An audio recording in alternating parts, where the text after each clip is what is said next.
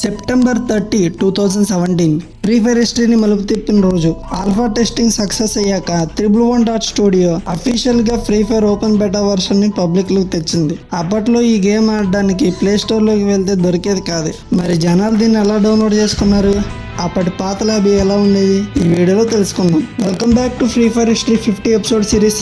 Episode 2 the beta launch. First ఎపిసోడ్లో alpha testing గురించి చూసాం కదా. ఈరోజు ఎపిసోడ్లో గేమ్ అఫీషియల్గా బెటాలోకి వచ్చినప్పుడు ఎలాంటి చేంజెస్ వచ్చాయో చూద్దాం. వీడియోని ఇప్పుడే లైక్ చేసి మీ పాత ఫ్రీ ఫైర్ స్క్వాడ్కి ఈ వీడియోని షేర్ చేయండి. అన్నిటికంటే క్రేజీ విషయం ఏంటంటే ఈ బేటా వర్షన్ని డౌన్లోడ్ చేయడానికి అప్పట్లో అఫీషియల్ లింక్స్ అండ్ ఎపిక్ ఫైల్స్ని షేర్ చేసుకునేవాళ్ళు.